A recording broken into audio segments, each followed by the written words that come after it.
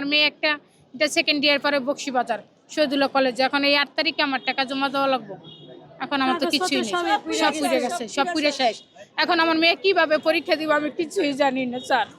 আমার ঘরের ভিতরে অনেক মাল জিনিস, টাকা পয়সা জিনিস সব শেষ হয়ে গেছে।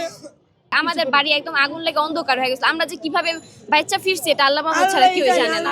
আমি এই যে এইদিকে থাকতাম মানিস মিয়ার বাড়ি 6 তলার উপরে। আমি আবার গার্মেন্টসে চাকরি করে আমি বাসায় ছিলাম না।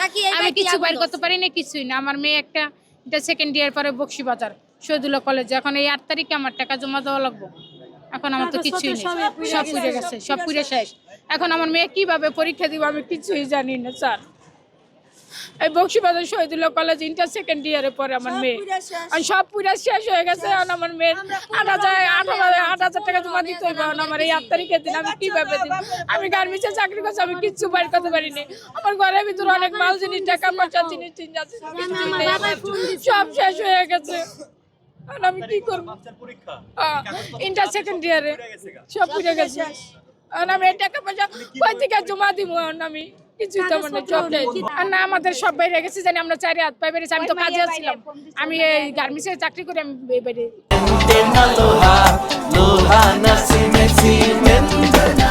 না, আমি এই জায়গায় বসে রয়েছি। আমি বাসার দ্বারা যেতে পারিনি, কি হয়েছে আমি কিছুই বলতে পারি না। এখন 2 ফ্যামিলি থাকতাম। আমাদের ঘরে যা কিছু আসলে সব পুড়ে গেছে। আর মেন কথা হচ্ছে যে আমার জানুয়ারির 8 তারিখে আমার টেস্ট পরীক্ষা।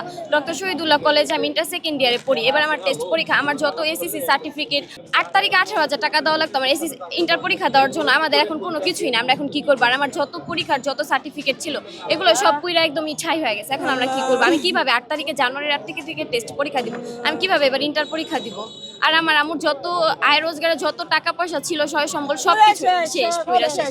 আমরা যে জীবন নিয়ে বাচ্চা ফিরছি এটাই অনেক। আমাদের বাড়ি একদম আগুন লেগে অন্ধকার হয়ে গেছে। আমরা যে কিভাবে বাচ্চা ফিরছি এটা আল্লাহ মাহমুদ ছাড়া কেউ জানে না। না, এটা জানি না, কিন্তু আমাদের রুমমেট 6 জন। আমরা রুমমেট 6 জন ছিলাম। আমরা 6 জনের মধ্যে 2 জন ফার্স্টে হারাই গেছিল, ওদের আমরা পাইনি। পরে আমরা ছাদে গেছি। ফার্স্ট আমরা যখন নিচে নামতেছিলাম 6 তলা থেকে, তখন বলা হয়েছিল যে আমাদের কারখানা আগুন লাগছে। পরে আমরা ছাদে গেছি, যখন ছাদে যাই তখন দেখি যে ছাদে যত গাছালি ছিল সব পুরো একদম ছাই হয়ে যায়। একদম আমাদের বাড়িঘর একদম অন্ধকার হয়ে যায়। আর আগুনের এত তাপ ছিল কোনো মানুষের পক্ষে নামাজ সম্ভব ছিল না। আমরা যে কিভাবে বাইচে ফিরছি এটা আল্লাহ ছাড়া কেউই জানে না। আমাদের তো এখন সয় সম্পত্তি বলতে কিছুই নাই। আমাদের তো কোনো সম্বলই নাই। যা ছিল সব আমাদের ওই রুমেই ছিল। আমার যত সার্টিফিকেট এগুলো তো সব পুরো ছাই হয়ে গেছে।